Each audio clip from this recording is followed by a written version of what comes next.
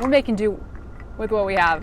Make a drink with me while I give you the Spark Notes version of President Trump's Alaska summit with President Putin. Today we are making a cucumber gin spritz. Emphasis on the gin because I felt like using Russian vodka might not be appropriate right now. So the headline from last night's meeting was that no ceasefire deal was reached, but they both said that progress was made, so take that with what you will. We're gonna start by adding some cucumber into our shaker and some mint.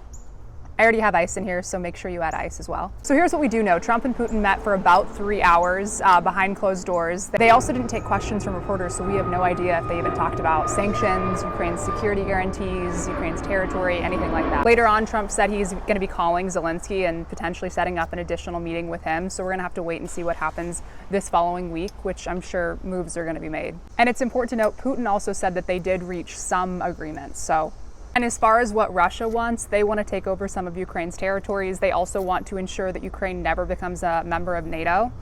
And Ukraine's answer to that is essentially like, absolutely not, we're not doing that. At this point, Russia still controls about 20% of Ukraine, places like Crimea, Donetsk, Luhansk. I added about a shot of my London dry gin, and now I'm gonna kind of muddle it up. As far as the overall vibe of the summit went, he really did kind of roll out the red carpet for Putin. They greeted each other, seemed friendly enough. They also rode together in the Beast, which is Trump's armored car. That was actually the only part of the summit that it seemed like they were completely by themselves. They were originally supposed to meet by themselves, but then they changed things around and they had 2 staffers come with Trump and 2 staffers come with Putin, so it was 3 on 3 throughout the whole meeting. So the bottom line is no deal was reached, but Trump got credit for bringing Putin to the table. Putin kind of got a little bit of an image boost by just showing up.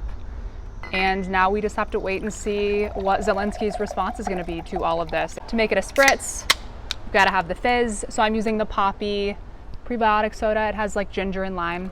Cheers. Let's see if I didn't totally screw this up. That's really good. I think this is the first time I've actually nailed it.